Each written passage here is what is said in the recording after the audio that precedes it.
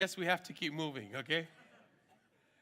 OK ขอคือตอนที่อ้อคือบ่ตั้งอันเดเป็นนอชูนะไปหาจิตอตังไปเจอ slides นะจิจะกูมอกอันดาหากะตังแต่ซื่อสายมาจากกันเลยนี่มาเลยโมไปขอ final presentation ขอ final presentation yeah culture of discipleship in our churches นะ OK อีขอเต็มเหมือนคือไปโอชีไปฉีดจิตอที่ตีเลยใช่ไป教开จิตอที่ตีมา we had a bit more culture คือ allow bit to really do that effectively in the church นะ so we need to create a culture of discipleship in our churches. So we'll talk about that in a minute.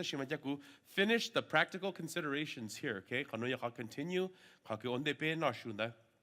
Okay. So, 路西哈给被有心就都给被 disciple, 那也被有是路西哈来讲 how much time is the commitment that we're talking about? And onde patang susayin lohani to hamin jichopele, but we recommend that a minimum of approximately 1 year is suggested because number one, it takes time to work through a curriculum, okay?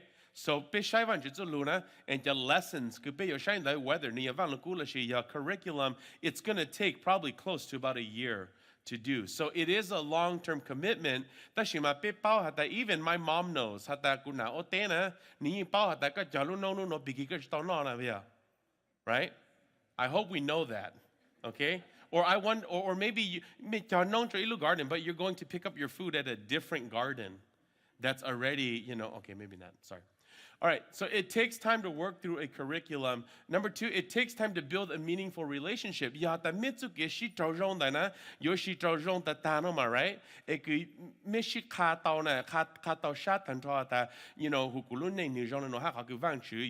How are we going to apply God's word to it takes time to build a relationship. It just takes time. It just does. Okay? But that's a good thing because we need to take that time to build that relationship so that all the things that happen in discipleship can take place. We need to cultivate that relationship, okay? Konzimo, it takes time to apply and be tangibly shaped by God's word and apply biblical accountability to real life situations. So, simply,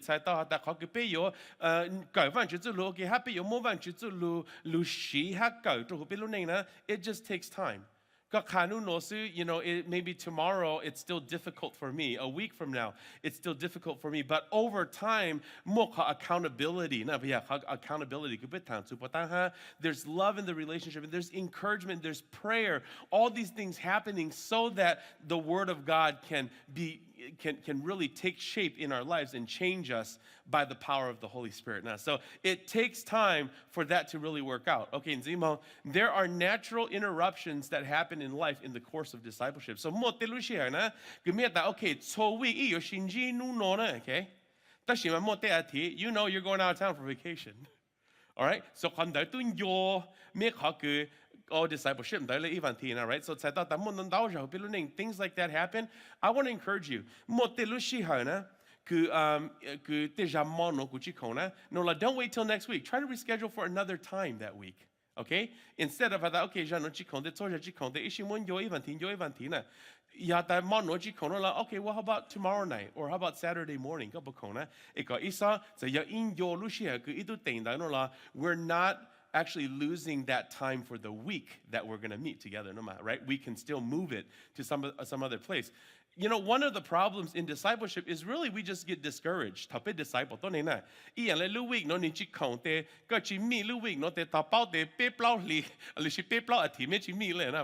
right? As a person who disciples, okay, but we need to lovingly encourage. Well, what about this other time? Right? And we have to be persistent about that because, in the busyness of life, right?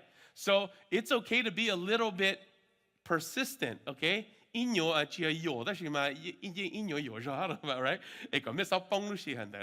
Okay, you understand what I mean, okay?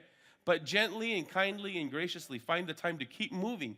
Keep it moving. And he's going to actually, or she's going to want to come to that time because they know the impact that God is making in their life through somebody discipling them. Okay? Okay.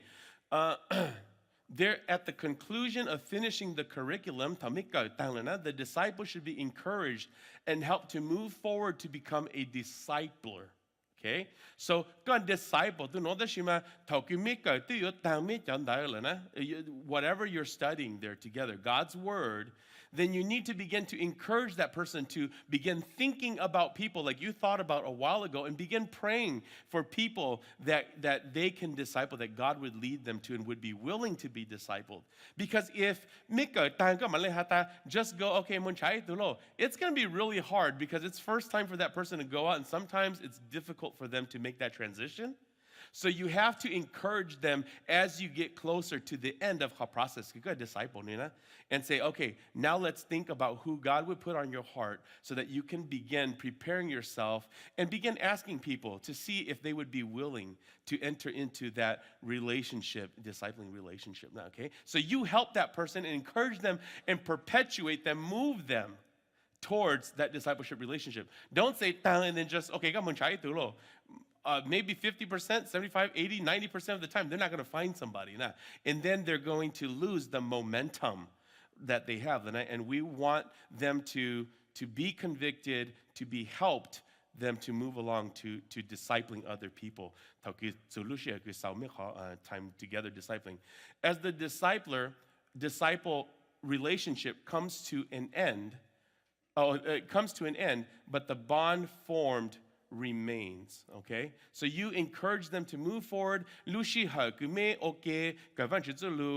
the things we applied, all the principles, components we talked about earlier, all of that you're applying into their lives. When you're done with the curriculum, okay, then the relationship, as you being the one discipling that person, it naturally ends, because they're going to move on and disciple someone else. Okay? But guess what? The beautiful thing, the thing I love about discipleship, is that the friendship you make, disciple, God builds a relationship between you that lasts. Okay? So if the person you disciple goes out and they have questions and they reach difficult times because it's the first time they're going to begin discipling, we need to be responsible as the disciple, to be there to coach and mentor him as he begins to disciple other people. You see that? Okay? So it works very naturally if we can just be committed and follow through. So that it will be very, this is a very reasonable way to move forward. I think it's a wise way to move forward. Okay? So, let me just make this clear. You shouldn't necessarily be discipling in that relationship somebody for 10 years. Okay? Because there's other people that need to be discipled. All right? So yes, you're both growing, that's great. But the Great Commission keeps us to keep moving. As you are going, make disciples. Right? And so, if in 10 years you make one disciple, that's great. That's better than none. But what if in 10 years you can disciple 10 people who have themselves discipled 5 or 6, 7, 8, 9, 10 people themselves already too? Okay? So with wisdom, we need to keep the perpetual principle moving. Okay?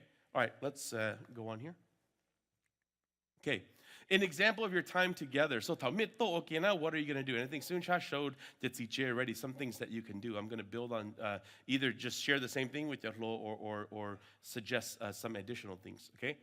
Number one, maybe you come together, you share about current life situations of the person being discipled and updating on previous discussions. So usually, Taku disciple, we come together, first thing is, hey, how was your week? How's marriage going? How about the issues last time? How's that working out?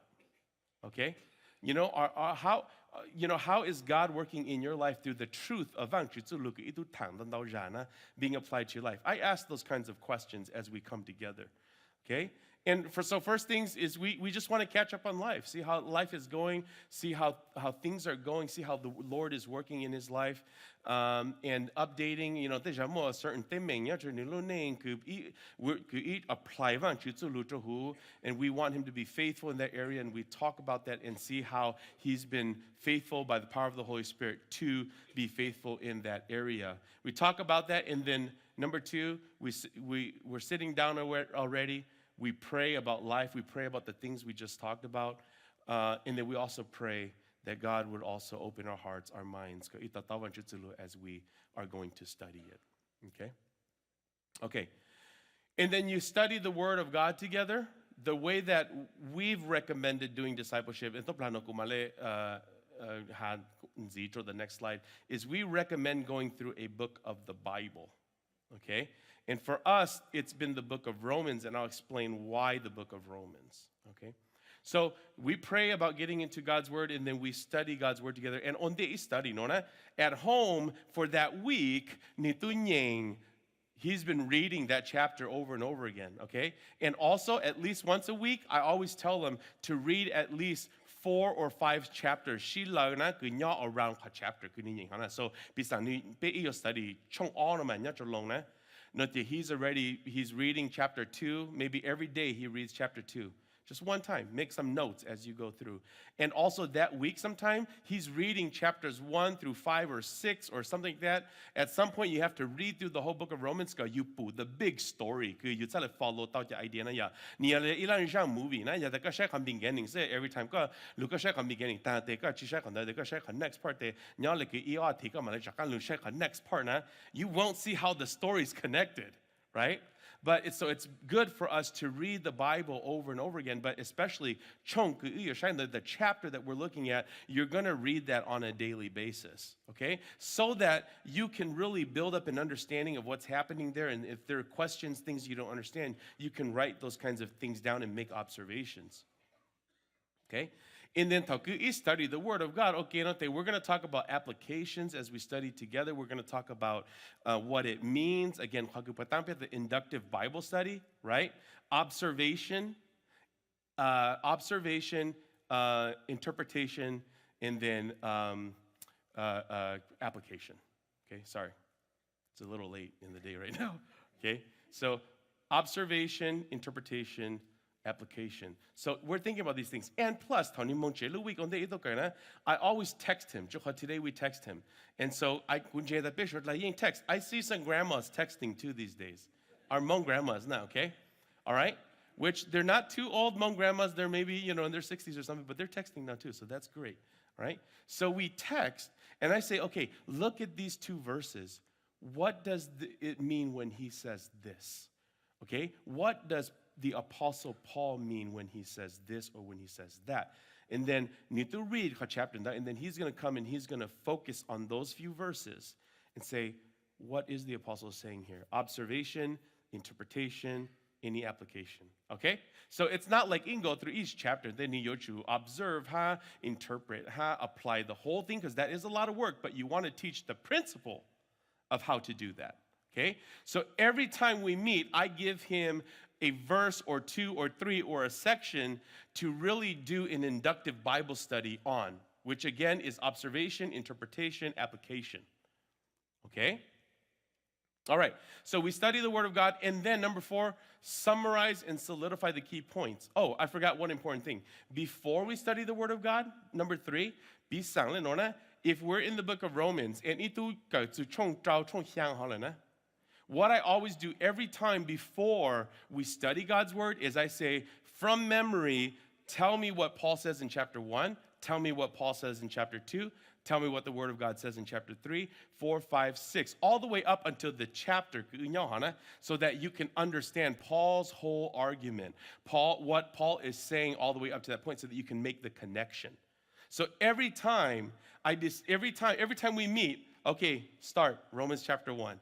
In Romans chapter, okay, start chapter 1. Explain from chapter 1, every chapter, every section, all the way up, so that we know that you understand God's Word and you're hiding God's Word in your heart and fully understanding it.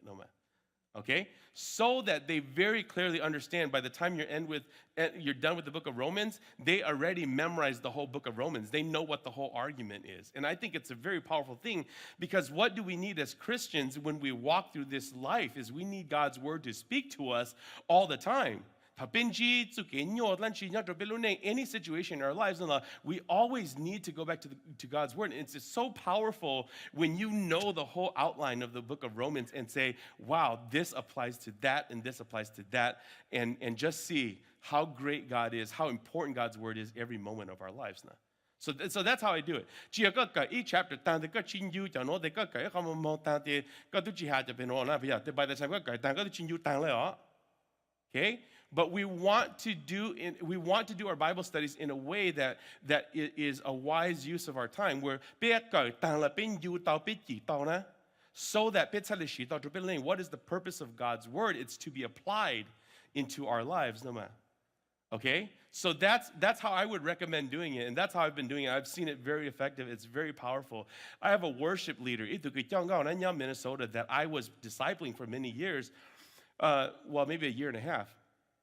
And Onde Hana, he didn't know really how to talk when he went up to the church to lead the church in worship. Okay?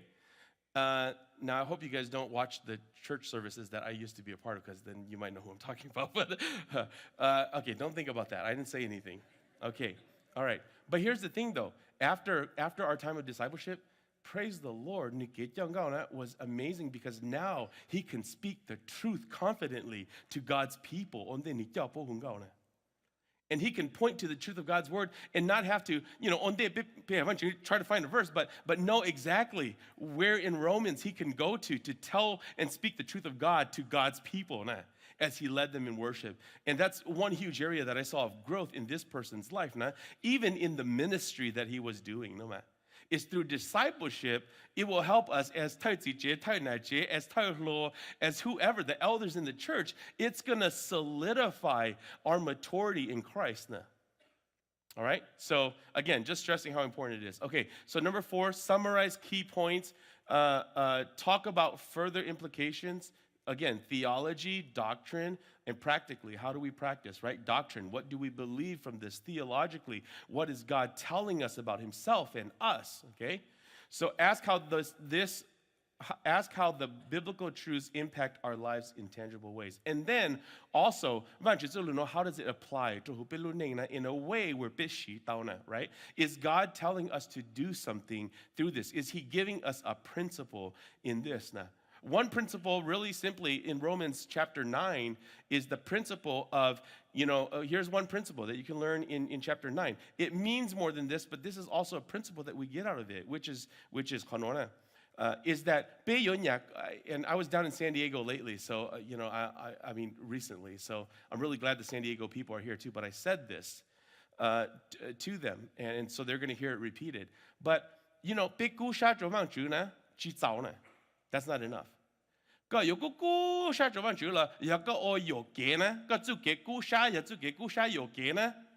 Then that's unacceptable to God, no ma. Okay? So yeah, then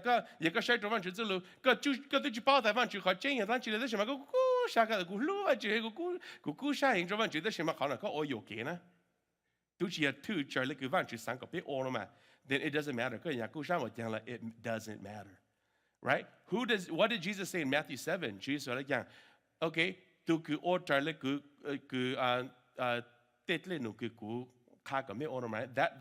that's the one who's going to be saved. The one that loves God and lives according to God's truth and does according to God's truth. Now, what's Jesus going to say again on that last day to people who,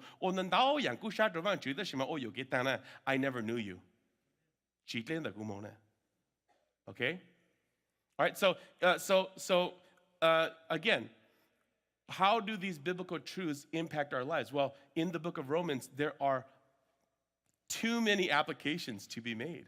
And there are so many applications that we can make that we can understand God's truth and impact our lives. So we need to make those connections, okay? Number 2, close in prayer. Maybe talk about, again, you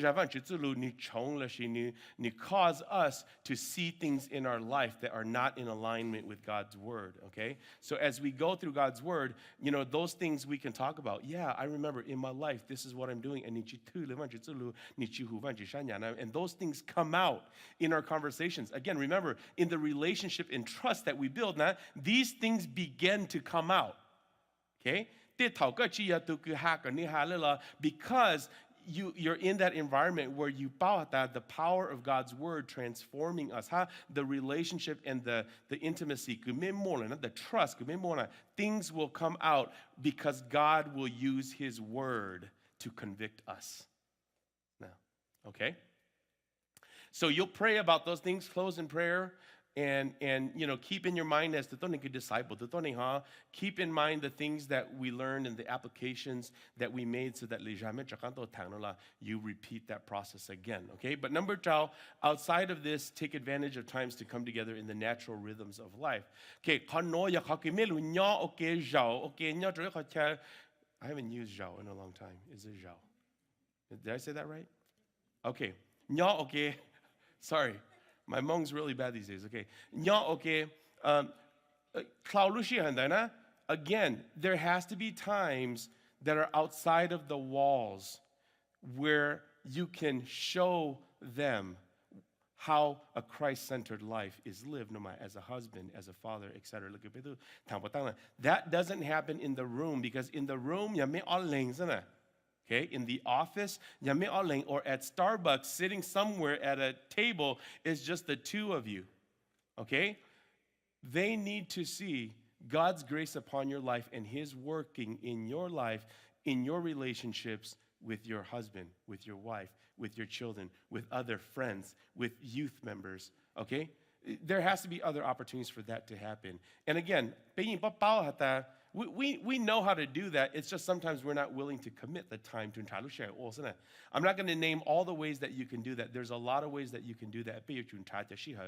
Outside of that you can be together. Birthday parties, events, small groups, ministry together, go jogging, go whatever, go play tennis together, whatever, golf. There's a lot of opportunities where we can show how we live out our lives to honor God. Okay? Because we have to set an example for them, okay? That's a part of discipleship. Okay, last thing, curriculum. We propose the letter of Romans, okay?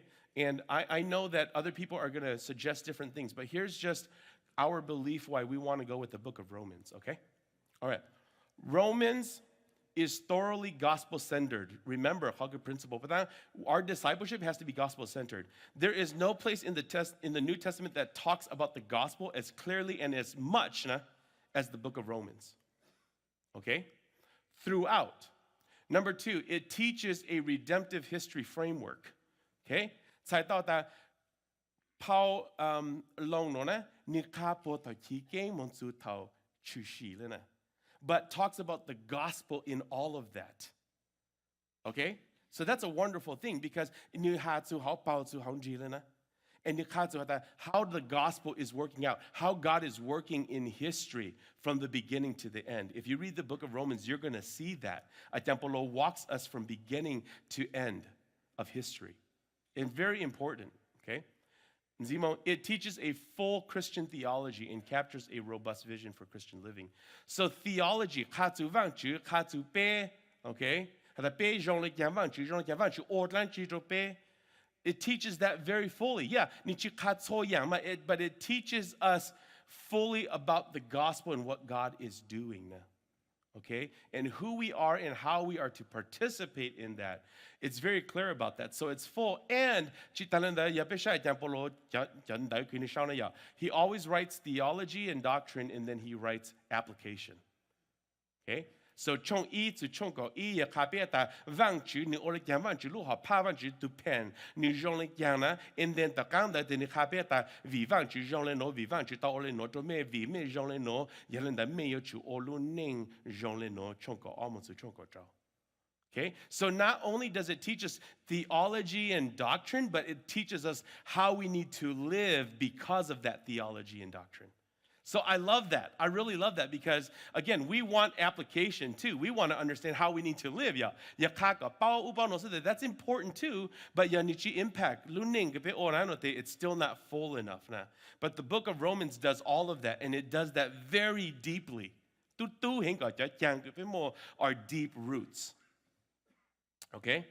And then Zimo, we believe in teaching an inductive Bible study method to help train disciples to understand how to read and understand God's truth.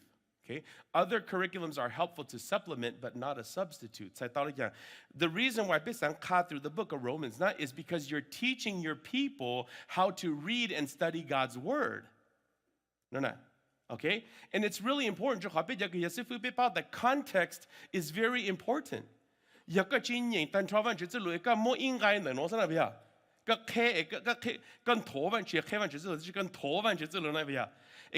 個對做應該攞個認當該攞上嚟 ，that's dangerous. Why? 就學個只包個 context 呢？個只包等該對等該 around 的，你都下你講 on 的，你該攞你出嚟冇剛好你講攞呢？Right? 個就 choose 當該攞是你個聽該學的時候，你學佢個曬當該學的時候，你都注明學佢個想就學等該 around 學，都卡到學that one verse mean 你講了那 because it's surrounded by other verses that give it fuller meaning, give it context. Right? So the reason why we want to teach through a book is because we teach people how to read the Bible and study it to understand it so that beyond that, the ability and the skill to teach other people to read and understand and study the Bible, and they themselves have the ability now to study the Bible and understand what it means, because we know we have to understand God's word because God's word is truth and we need his truth. We're learners, and we want to know the truth. And we follow, and we want to follow according to the truth. Does that make sense? Okay? All right. And then I want to say this. After I lead them through Romans, then there are other lessons. There are a few things Romans that I teach them that is important for the Christian life. For example, stewardship. Right? 被有洗被对人家来讲，被有晒对人家给往去补着被摸呢，被有摸人家的晒来讲的，被有洗来讲呢。Okay? Or else, 被路洗好， now that's another stewardship issue of the resources we have. 被路洗好，被有洗来讲，被在之内，被有动眼 all the time， 被有么多么路，都能有 all the time， 当个 all the time 死了，那是被有洗路洗很大 balance or 里样个正经做翻去路的讲呢 right? Okay? Now those things are addressed in some way in Romans, but not directly. And so I use a few lessons topically at the end of Capo through Romans, nah? Okay? Because the Romans really builds them up in their understanding of the gospel and God's word and how to understand God's word. But there are a few things more that they need to learn. How about Romans doesn't exactly address Kondana, but I want to address that with disciple, right? I want to talk to him about his marriage. Of course, going through Romans more, the principle, because it had to affect a marriage, but I want to talk to him specifically, talk about his marriage and how he loves his wife and he treats his children and leads them. I want to talk about those kinds of things. So I add a few more lessons. So Romans. So, in the summer, we kind of lose track of time. Summer, okay? But so at least we use at least 16 weeks to go through Romans, and then we still use another 4, 5, 6 weeks after that to teach some other important things in the Christian life, which takes maybe 25, total weeks of learning. Again, in between, there are natural interruptions to the process of discipleship. We get busy with other things too. And so it does take normally about the course of a year, okay? All right, resource on Romans. Okay, so Romans, okay? Well, we have resources for Romans, good resources. There's more than this too, and we brought some right there. We're going to give away a few, okay? We're going to figure out how to do that. Books on discipleship, books on the book of Romans. Books, it did, but I think the U.S. Postal Service, they just take it back, so we missed it somehow. Okay? But these are some resources. Douglas Moo Pandani teach the Trinity Evangelical Theological Seminary, Dearborn, Illinois, okay? This is probably, according to a lot of conservative evangelical scholars, probably the most well-known and probably one of the best commentaries on Romans, okay? So commentary on Romans, Douglas Moo. But I did say right here, this is a thick commentary, okay? With clear theological exposition. So, go really deep, then go to this book. Okay? And you don't, maybe a big book scares you, okay? Then here's some other resources. There's a MacArthur one on Romans. Can you walk you through Romans? This is a study guide and short commentary that points to critical themes in Romans, written by one of the most well-known biblical expositors of today. So we know that MacArthur is very faithful to just staying with the Word of God, preaching it very clearly. Okay, Jared Wilson is another good book, and this is edited by J.I. Packer. J.I. Packer is a very well known biblical scholar, okay? And very conservative, very evangelical, and very good arguments, J.I. Packer. But this is a small book again, okay? And this is a basic study of the book of Romans and has helpful summaries that connects main ideas to redemptive history and key gospel connections. Okay, well, whatever that means, it means something, but the resources, and we have more that we can share with you, okay? Point the resources, you want more resources, let us know, we can direct you to that, okay? All right, we are gonna have a quick discussion here, a bit more discussion, okay? We're just gonna do 5-minute discussion, okay? Creating a culture of discipleship. But here's the question. What do you think would be most challenging and or difficult for you to do in terms of what has been presented for disciple making, and why? And how could you work through those challenges, okay? So I want say I'm concerned about this, right? This seems a little scary to me, this one thing. And then I want the people around you to suggest, well, and explain why, and then maybe people can help you work through that and say, well, here's how you can work through that, possibly.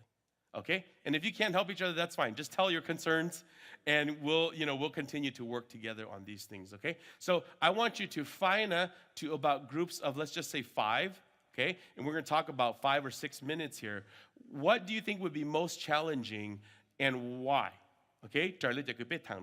All right? So go ahead and split up, do that. Let's do that for about 5 minutes. And then after that, Sue Sayin will come up and give us the next presentation. So go ahead and do that. Please split up right now, okay?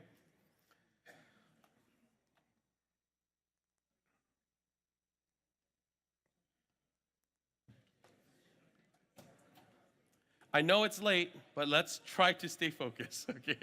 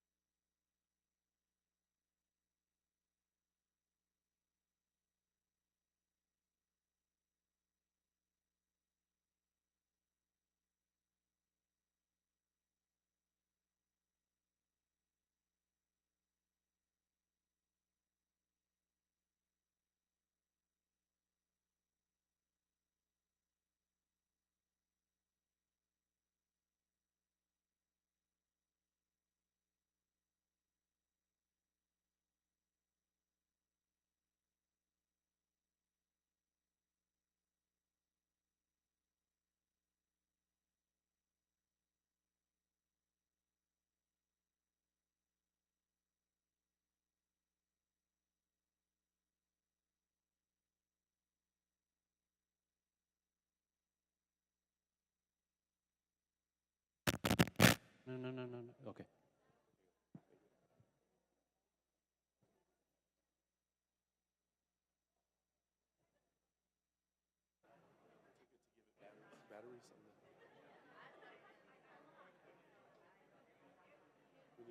away some books. You want to do it now? You said all. What's came in? The one with Devers didn't come in, and the one on the gospel didn't come in. We'll just give away these. Okay. That's good. That's fine. Don't matter. Do both.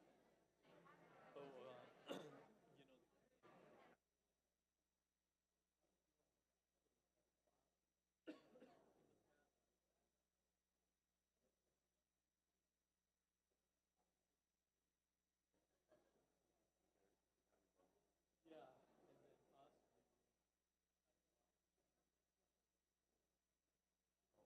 Legible. Legible and at the same time. He's gonna take this.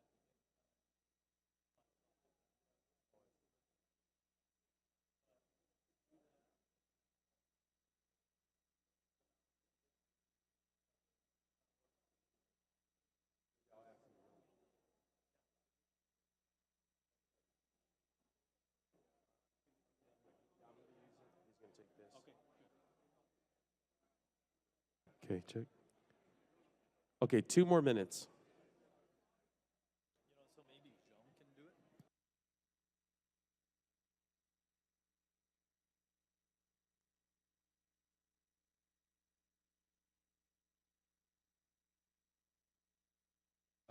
Ocha.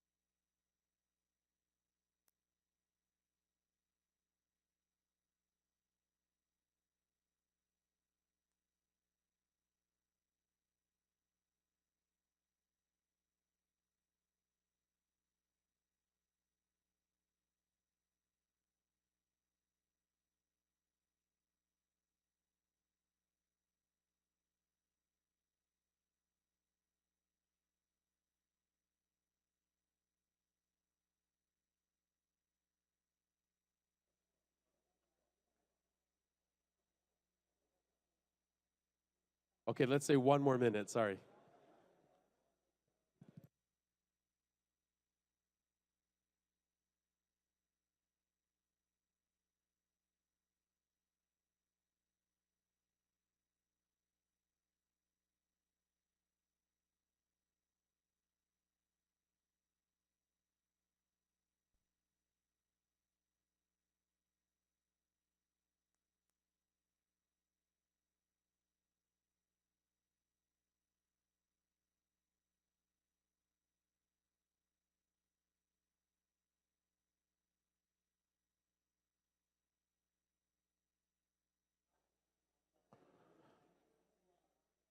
Okay, thank you so much for your participation. You can wrap up your conversations.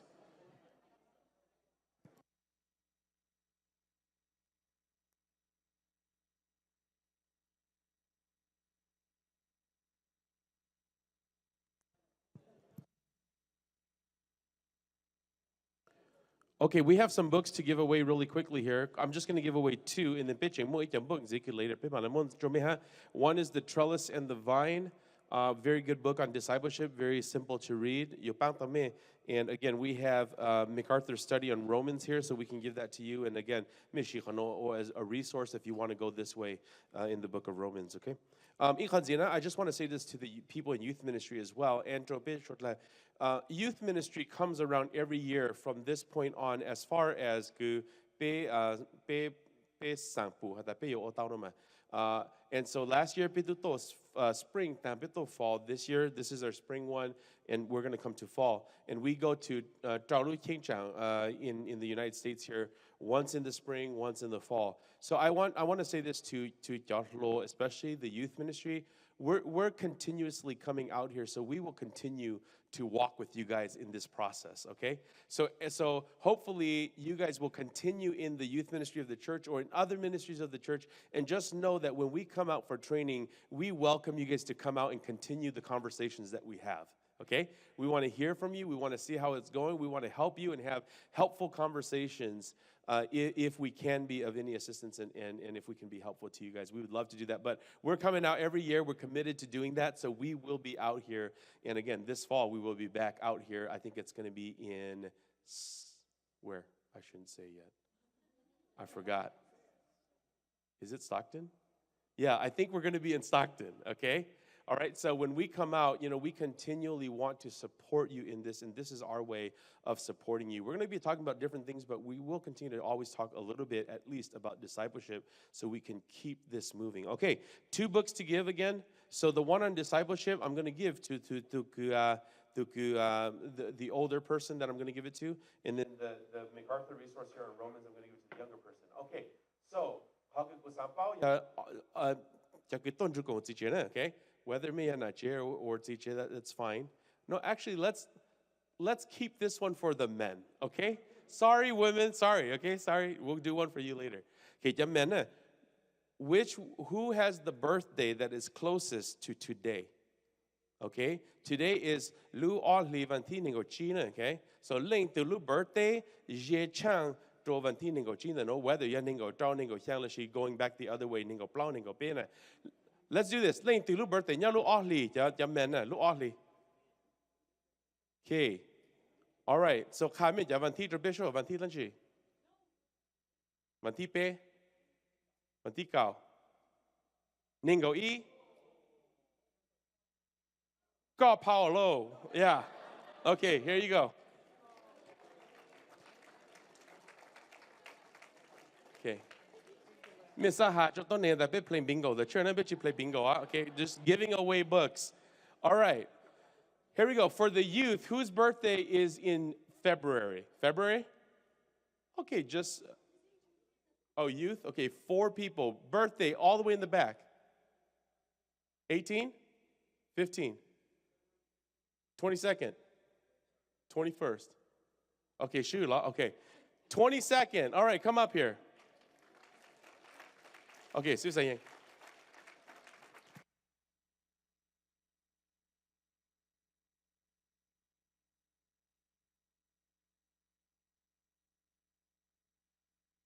Hello, check. Are we good?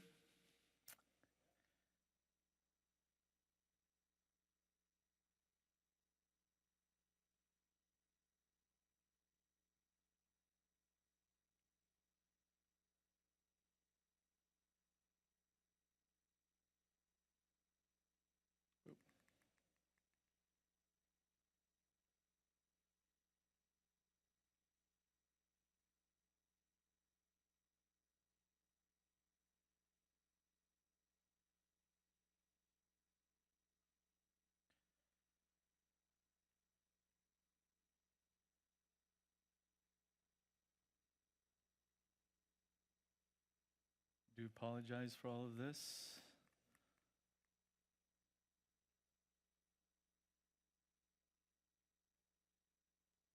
Okay.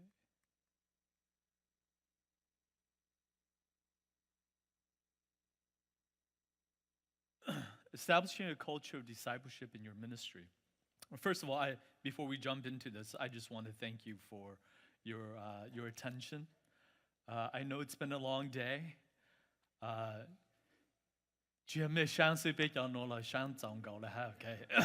so, by God's good grace, I'm here. Almost didn't make it. Been sick for the past 2 days. As you can tell, and so we feel as though, again, by God's good grace, we are here, and this is something that we are passionate about.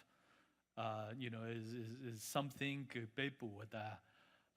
if we are faithful to doing, I believe we will see a lot of changes and transformation within bigger churches. Our members will be healthy. We ourselves will begin to grow and to really understand the will of God in regards to ministry within the church. And so this topic is establishing a culture of discipleship in your ministry. What is it? A pattern, a culture. Again, is a very passionate.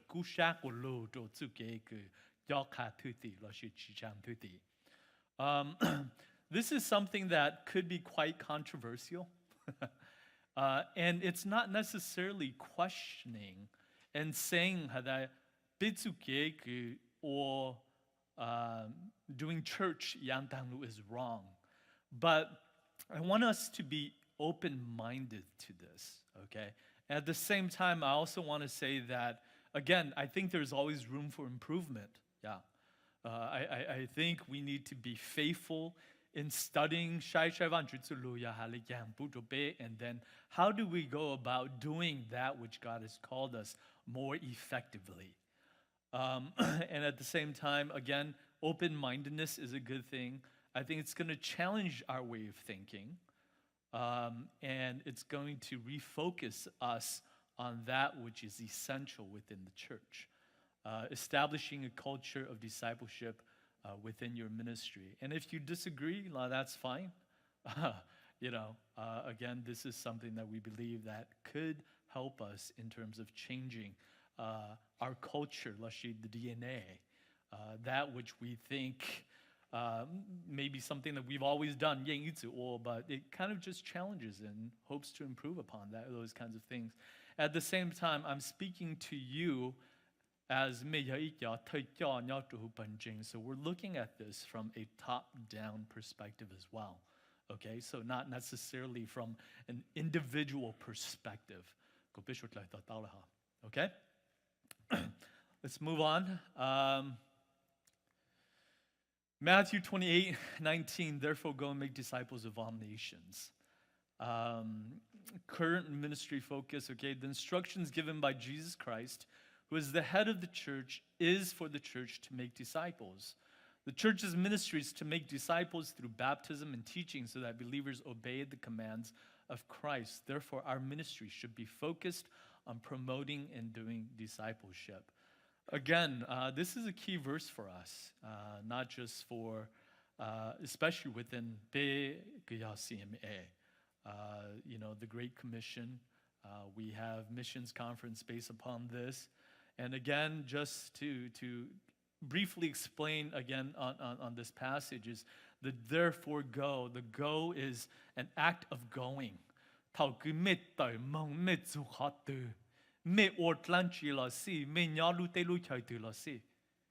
Make sure that you're making disciples. Basically, this is what the verse is saying. Within your context. I always say this to Yellow. One day they're going to find themselves in China. Make sure that they realize that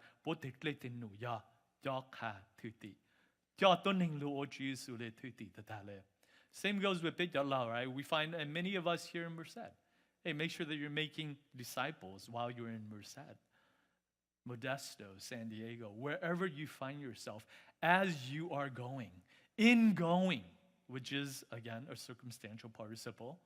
Make sure that you're making disciples, baptizing them in the name of the Father, Son, and the Holy Spirit, which is the characteristic of what it means to be a disciple. He is baptized, he follows the Lord's instructions, he's learning, okay? And at the end of the day, the Lord Jesus says, I will be with you always till the end of the earth, till the end of the age, okay?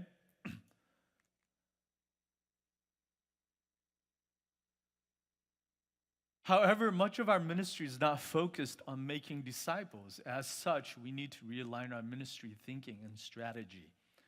At the very heart of the CMA, I would say, was the Great Commission. But this is the observation, okay? Many times we think a little bit more about running programs as opposed to building people, okay? We're more concerned about the programs within the church as opposed to the people within the church. And I'm not saying that, hey, you know what, program to program. That's not the case. I think program 应要路帮助多能呀 especially the members within our church. But our focus needs to be less on program building because you can have program after program after program, event after event after event after event. But we lose sight that at the end of the day, what are we called to do? We are called to shepherd the people within the church. So maybe our focus needs to change from running programs to building people. Number 2, from running events to training people. Again, event after event after event after event. I think sometimes we entertain people to death, okay? And yet we forget that our job as Ikya is to equip the people of God to do the ministry of the church. So we need to be thinking about training leaders. We need to think about equipping leaders. That means that we need to think about reprioritizing our resources. Yeah, and I'll talk a little bit more about that later as well. Number 3, from attending church to living out discipleship. Again, many of us base on that church is a Sunday event. Yeah, church down Monday through Saturday, you can do whatever you want to do. That's life. But that's not the case with the Christian. You live out your faith 24/7, 7 days a week. And so we have to think that itu disciple, that we live church each and every day in some way. We worship each and every moment of our lives. We are dependent upon God all the time. And so church isn't just a Sunday event. It's about living out discipleship. It's about living that life of worship unto the Lord each and every moment of our lives. Number 4, from filling positions to growing people and training new workers. I don't know, have you guys ever had the problem, man, to volunteer? I think many, our church in Denver, we've had those issues before, and what do, right? Do you have a difficult time finding leaders to fill your leadership positions? Sometimes it's very difficult to find people. Well, I think that's where we need to start thinking about, hey, you know what? Instead of finding people to fit the position, let's build people so that they are the right people for that position. And so we're discipling, we're equipping. So in many ways, if we're doing the right thing, then we never run out of people to serve within leadership positions within the church. And I know that, again, sometimes it's very difficult to find people.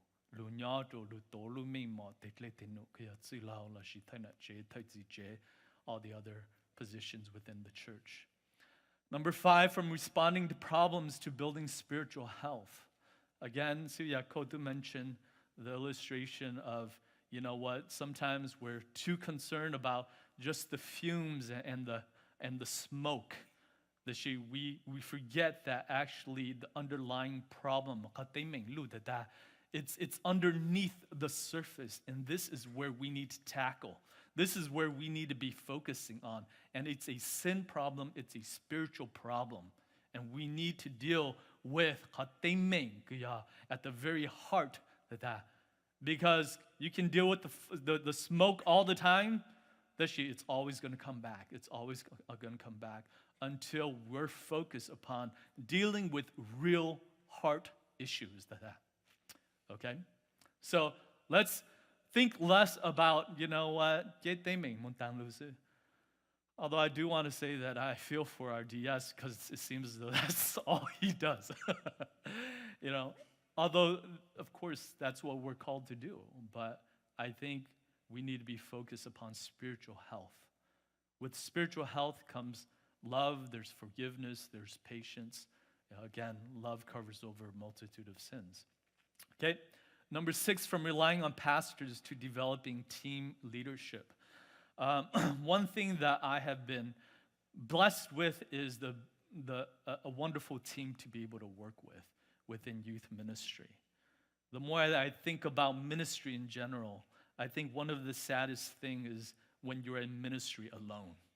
And I don't believe that ministry is to be done alone.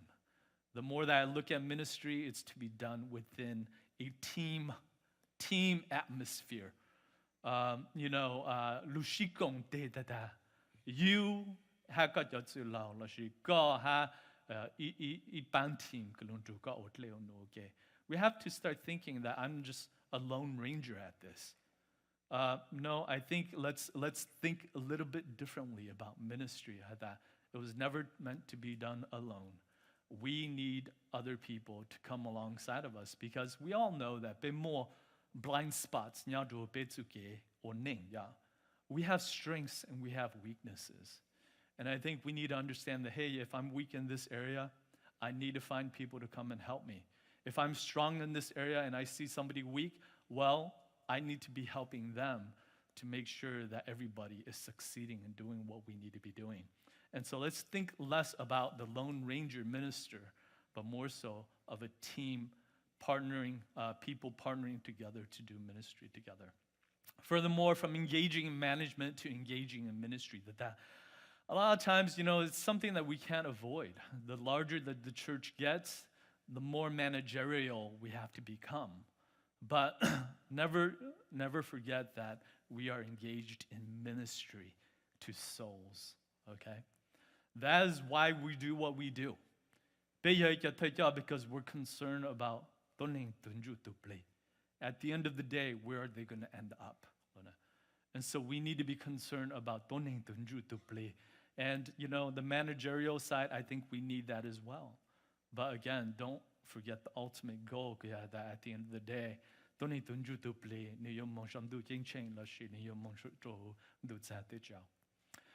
number 8, from seeking church growth to desiring gospel growth. I think too often we think about the building itself.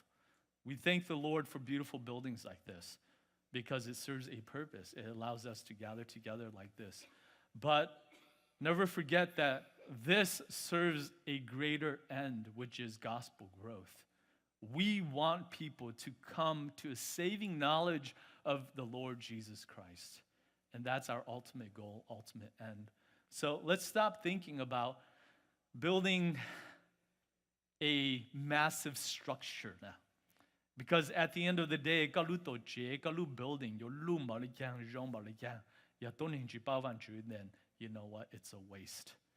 It's a waste of your time. It's a waste of your money. It's a waste of your resources. Let's think about really instilling the gospel of the Lord Jesus Christ. Okay? So, discussion for you. What do you believe has been the focus of your ministry? And number 2, do you believe your ministry is intent on making disciples who make disciples? If yes, has your ministry approach worked? Okay? I think this might be good. Should we do it in groups? Yeah. So you guys can have, can bounce back ideas and share some ideas with one another. So let's break up into groups again, and let's go with groups of 4, okay? And we'll do it for 2-3 minutes or something like that. Again, number 2, same thing. Do you believe your ministry is intent on making disciples who make disciples? If yes, has your ministry approach worked? What do you believe has been the focus of your ministry?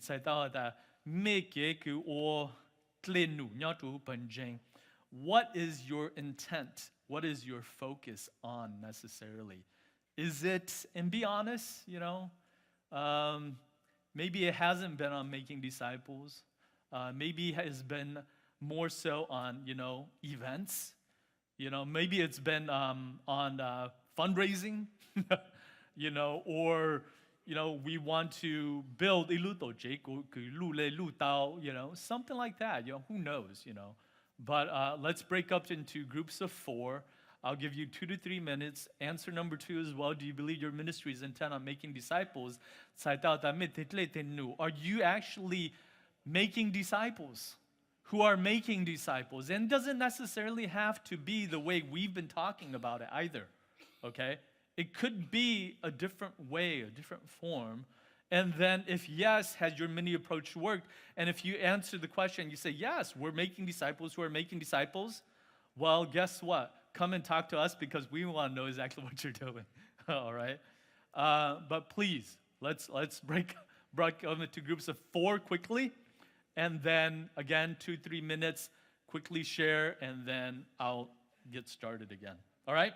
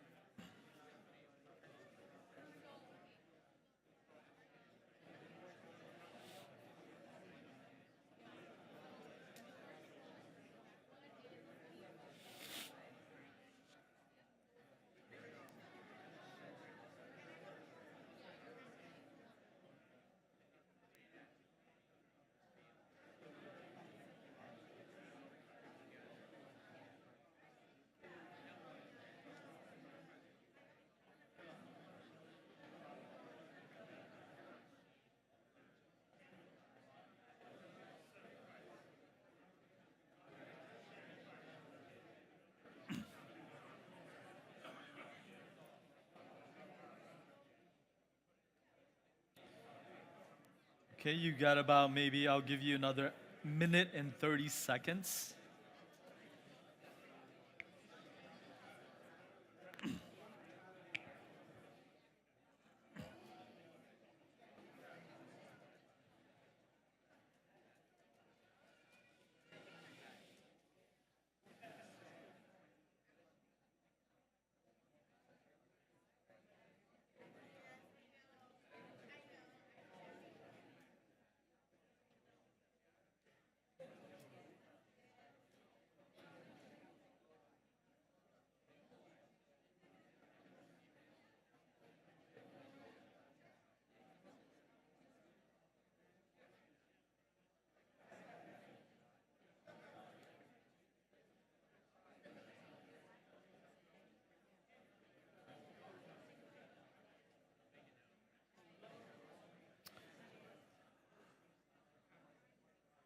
Okay, let's bring our conversations to a conclusion.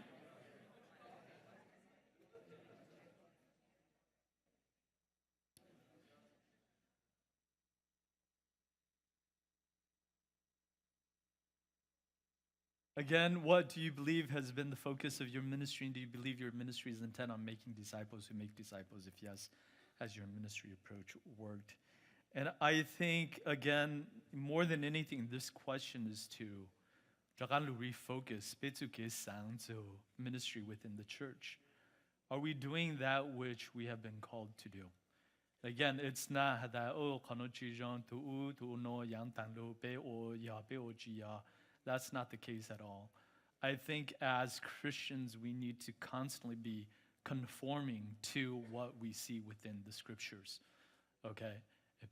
Continue to speak to Beluneng, Long Betuki Sang, Get Dao Betukin Jang. Banko, we become more like the Lord Jesus Christ. How Luneng Okay? That's all this question is really trying to focus us on. Okay? Now, again,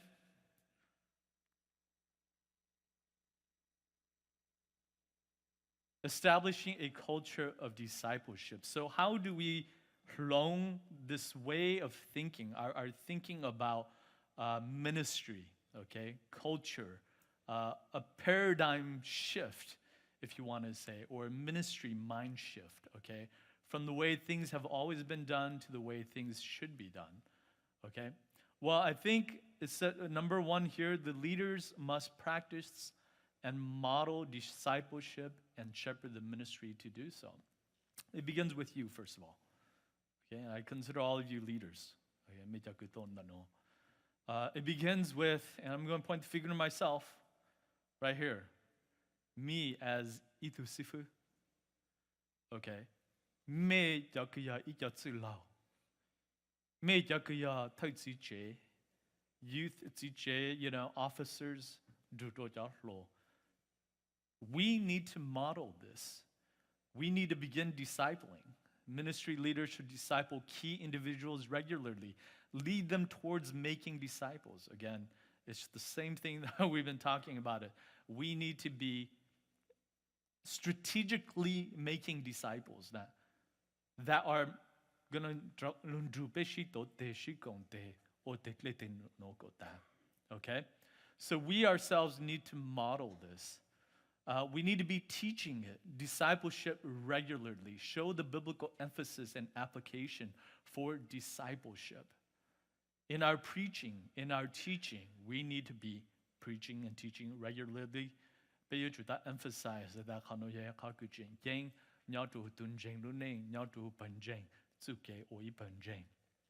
we need to be praying for divine transformation of hearts and minds towards embracing the discipleship ministry. Again, Yavan Chuchi Long, Pesha Benju, the Payin Yuchi Long. Yavan Chuchi or Tle or no, Gunjenda, Belusha Yanchin Chai Yang, Van Chun Chai Tata. And so we need to be asking the Lord to be working to Betso to Lusha, Long Petesha Tenju, Go Ben Chai Hancha, Yang, Van Ju, Yavan Julema Yohana. Okay? Furthermore, the ministry leadership should be intent on implementing a ministry strategy focused on making disciples. So, in many ways, we should be evaluating our current ministries, the things that we're doing, the ministry structure and practices, our vision, mission, objectives, our departments. And in evaluating that, we need to align and reshape, again, the central ministry focus around disciple making. Discuss how to implement disciple making with leaders and members. And in saying that, create an awareness that the body of Christ needs to be fully engaged and investing in the Great Commission. So, again, some practical things. Think about what you're doing now. You know, what are we doing in ministry? Is it really focused in upon building and equipping people? Building people, helping them to become more conformed. Okay? And again, I think, we have to be honest.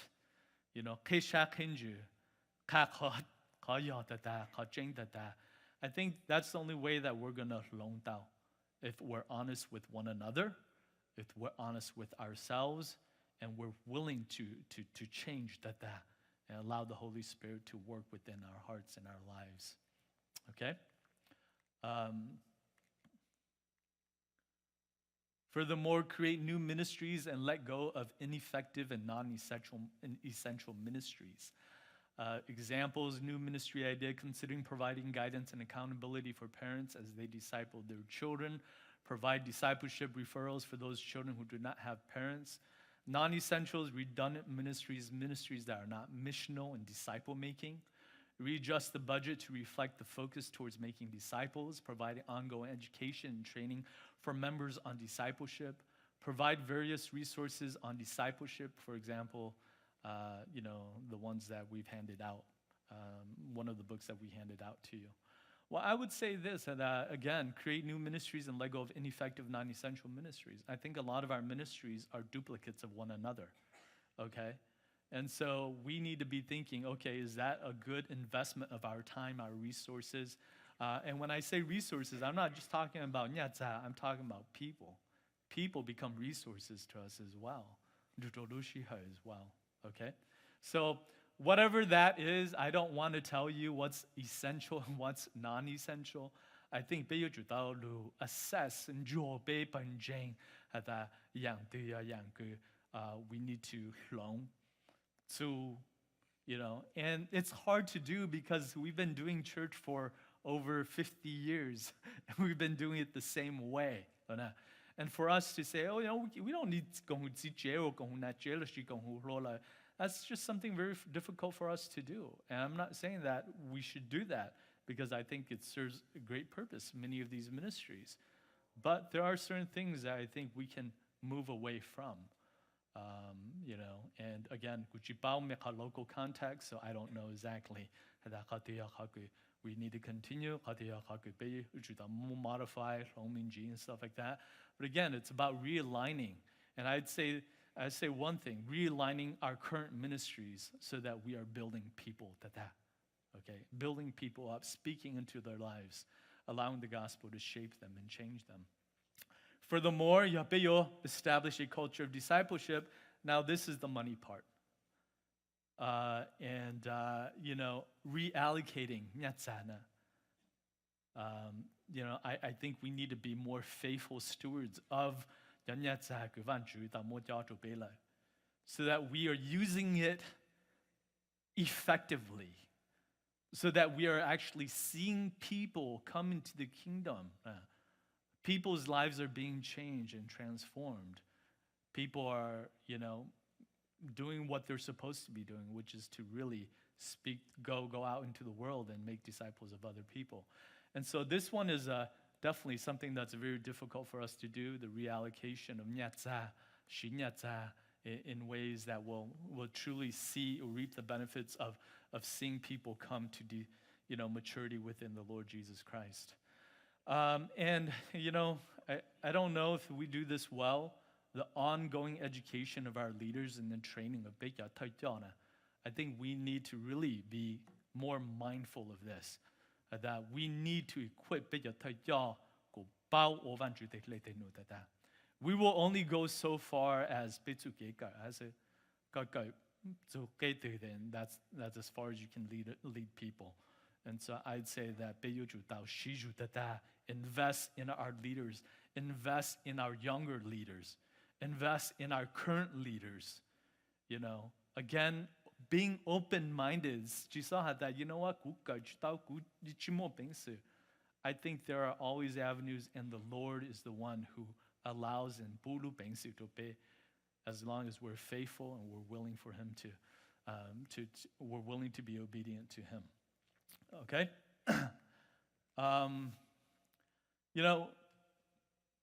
Ask yourself this question. Is there clear passion, intent on making disciples within your ministry? And what possible ministry changes are needed in your ministry to bring focus to disciple making? Okay, so we don't need to split up this time. I think, on your notepad or something, write down what your thoughts are concerning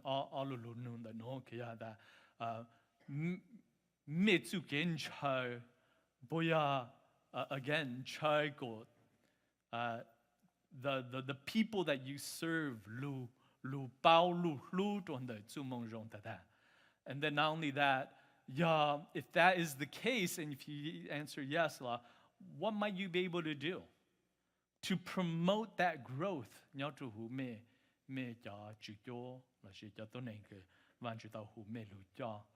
Okay?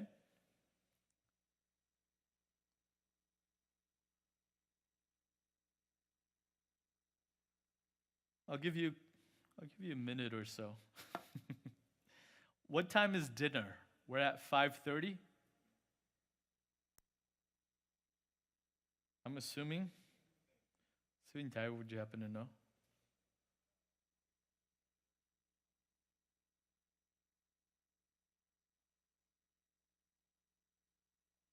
5 o'clock? All right. Okay. Okay, let's move on then.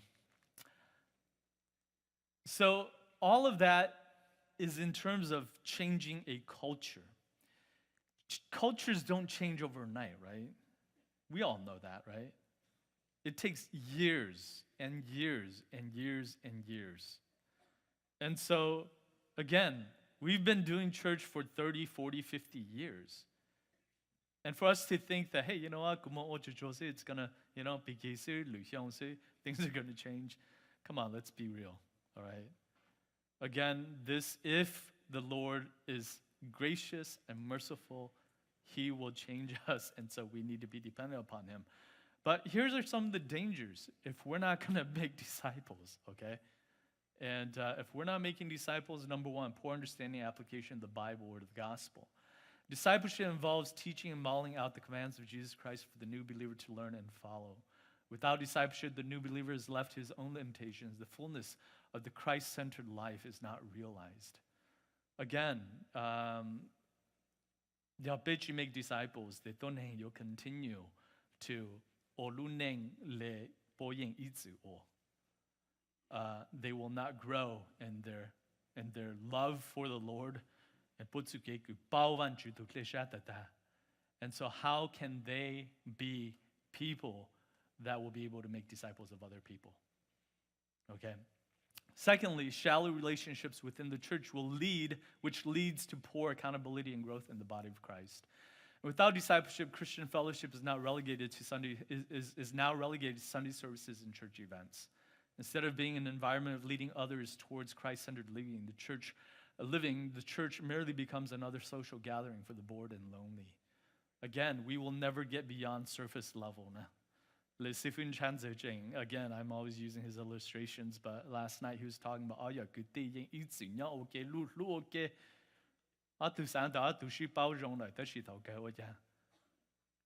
there's no relationship.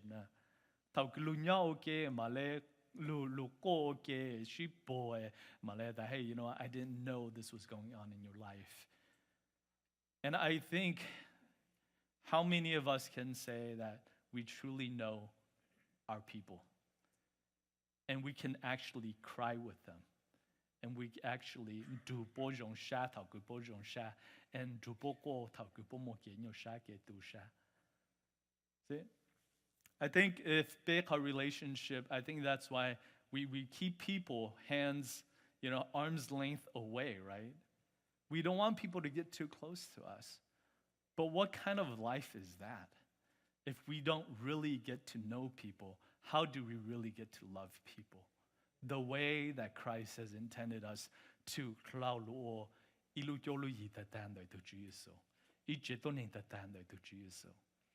Let's not live life that way. It's a sad way of living. Furthermore, it's just simply disobedience to the Great Commission. Making disciples is not an option. It is a mandate given by Jesus Christ himself. When the church loses discipleship focus, it will care more about the preferences of church members and lose its passion to reach people with the gospel. Disobedience would surely prevent the transference of the gospel to the next generation and bring certain death to the local church.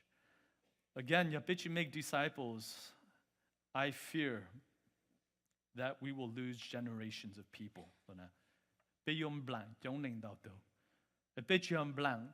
Here and there, but we will lose generations of people.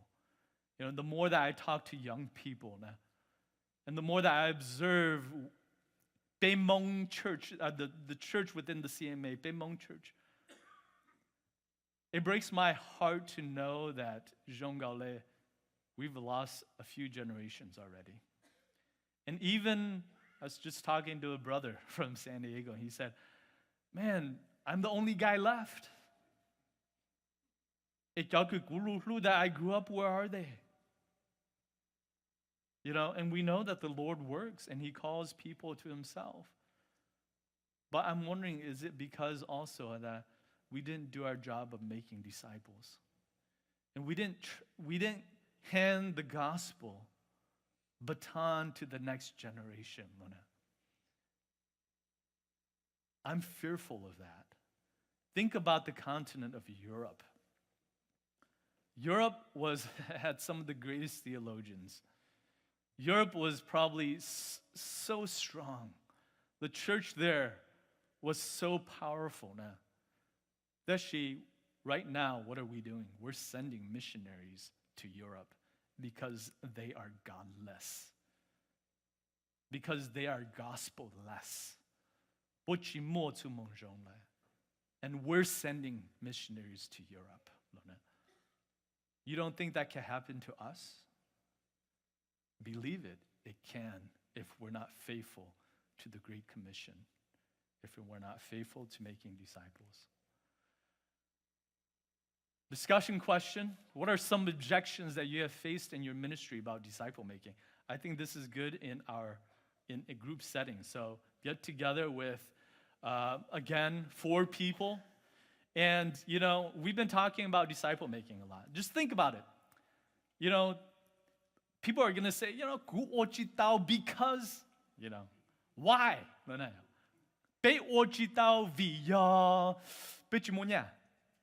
Who knows? But I want you to discuss this. I'm going to give you 5 minutes, okay? Just talk about yourself among yourselves. You know what?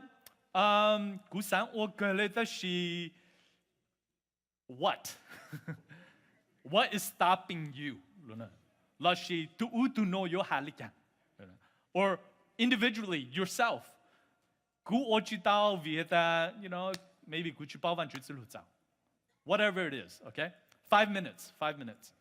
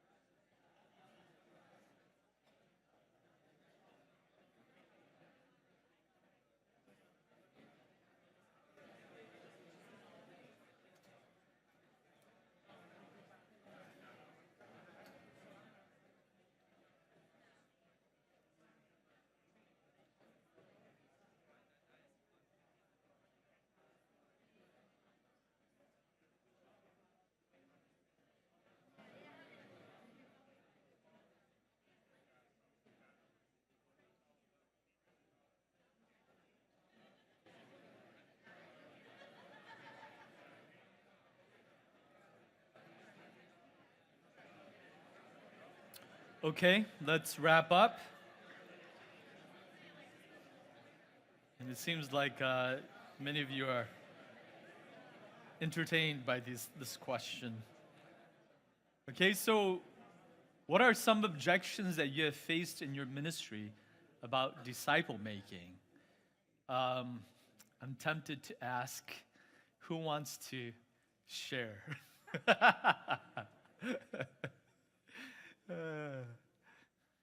Anyone want to share?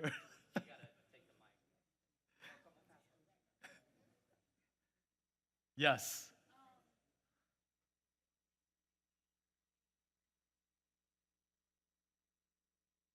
Okay. Okay. So generation gap? No, not necessarily. Yeah. What are some other objections? You want to make disciples, you want to change things, but what? Why? Why not? Yes. Oh, that's a tough one, right? Okay. Yeah, it's too intimate. Yeah. Yeah. Yes. Yeah, let you all isn't it? Yeah. Yeah. Okay. We've talked about that all day, right? Steven Taiwan, go ahead. I think as a senior pastor, sometimes You're talking about yourself, right? Yeah. Okay.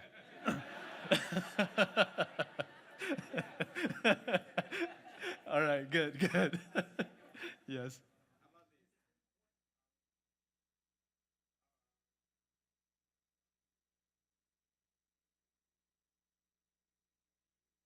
Yeah. Ah. Yeah, that's because we've given them that understanding, right? We make it look as though, hey, you know what, this is all we do. You know, Petri enforce bylaws all the time, right? Yes. Yes.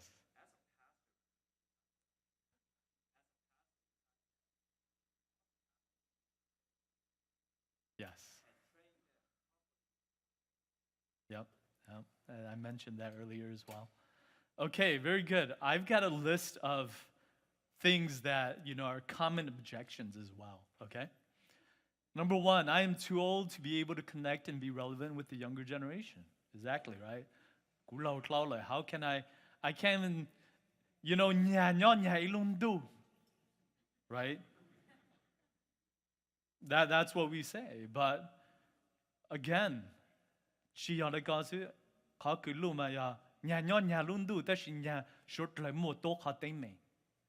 right? Short like need to Jesus. And so I would say, you know what, at the end of the day, yeah, we're from different generations, but we all have the same common need, which is the need for forgiveness of sins, which is the need to become more like Jesus Christ and mature in our faith. So I would say the ideal, disciple. I'm not sure if Pastor Jacob said this, but he said that I remember him talking about a survey that was done. He'll correct me later if I misconstrue this. There was a survey that was done of churches, and eventually college. In many ways, inevitably, for those many who go, I know, stop pointing at your watch. But for many who go and they do come back, one of the reasons why they come back, Nabia, is because they have established some kind of significant relationship with Itu Taiyalashi, Itu Launyadu Banje. We always think about it, that, hey, you know what? We have a generation. Why? Because this discipleship has not been done.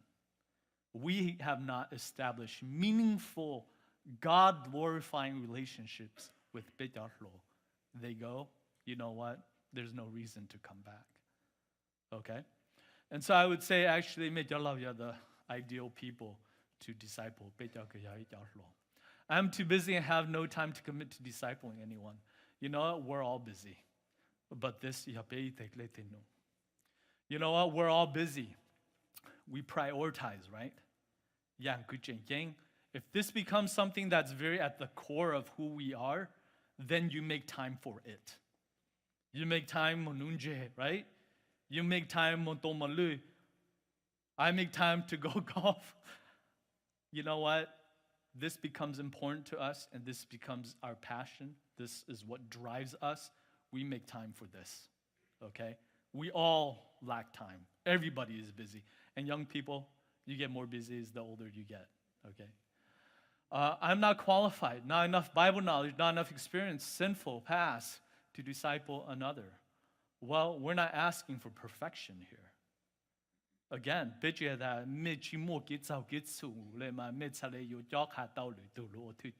no way possible. None of us are like that. Actually, for many of us, experience the gospel,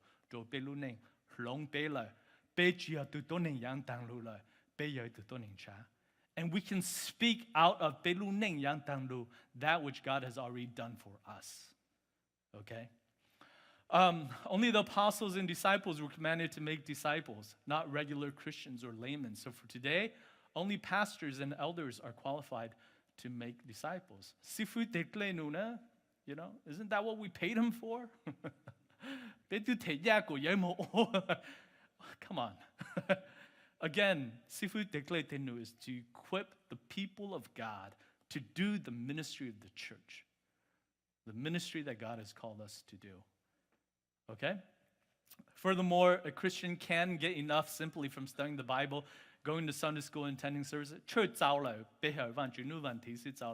Again, we already proved that wrong, right? It's not just a Sunday thing, okay? I don't think you can get enough necessarily from just the pulpit, Lona.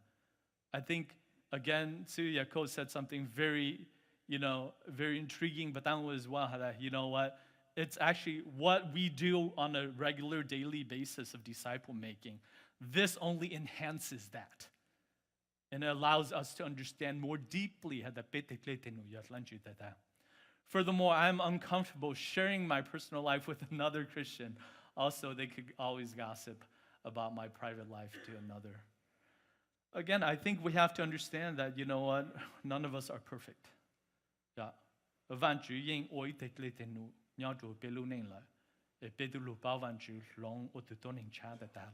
We can minister out of that. Again, we live by grace. We live by grace. Number 7, discipleship can intrude upon a healthy relationship between spouses, parents, children, and the corporate church. So, a lot of times we think that discipleship can kids and things like that, and spouses. I actually think that, again, in terms of disciple making, I think it's my job to disciple my wife and my kids. And disciple making brings us closer together. See? As opposed to it brings us even more strongly or closely together. And that concludes our presentation. Okay? A culture that needs to be changed, needs to be reformed, so that our focus is on making disciples. I know that there's a lot of information, especially at the same time. I hope that again, I don't want you to think that, and I think what's fearful for me all the time is that this is a program for now, or if it doesn't work, let's move on. I don't believe that's the case. I believe this is what we're about, Lynette. It's just that we've lost focus of it and lost sight. This is what we live for. This is who we are. And so, by God's grace and mercy, I pray that this isn't just something that, you know what, implement to work, okay, forget it, drop it. I never said this was easy. This is an upward struggle because reason why is because this is against our nature. Man. Personally, the Yudu King said, you don't want to do this. You do not want to do this. I do not want to do this, Luna. But I believe that it's through the Holy Spirit in us, and thus, okay? So thank you very much. Let me pray to conclude our presentations. Again, after dinner, we have a Q&A. So Q&A, a question and answer. We're going to have a panel up here. We'll probably have a host. You ask each questions. To the box over there. We probably will not get to all those questions, okay? Just want to make sure. But, that's after dinner. That's the good part and the fun part. I enjoy that. Just don't ask hard questions. I always say that we always reserve the right to say, I don't know, okay? But let me go ahead and pray for, our study on the topic of disciple making. And we know that, again, we confess that if left to ourselves, we don't want to do this work that you've called us to do. Although we know that your Holy Spirit lives in us. And so we must obey you because this is your work. And so we ask and pray that you will help us to be faithful, to be makers of disciples for you, so that at the end of the day, you alone receive the glory, and that your church will be strengthened.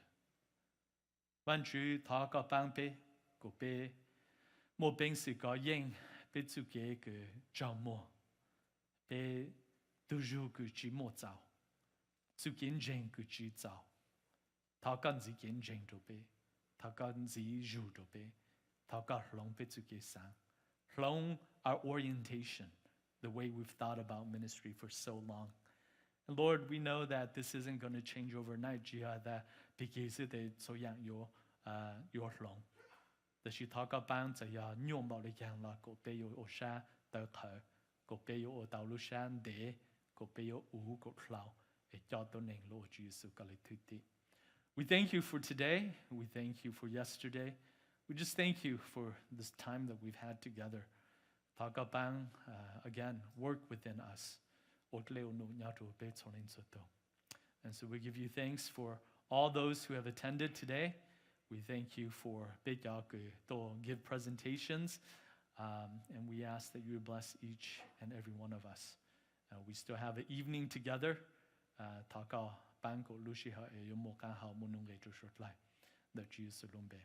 Amen. Do you know what's going on? Okay.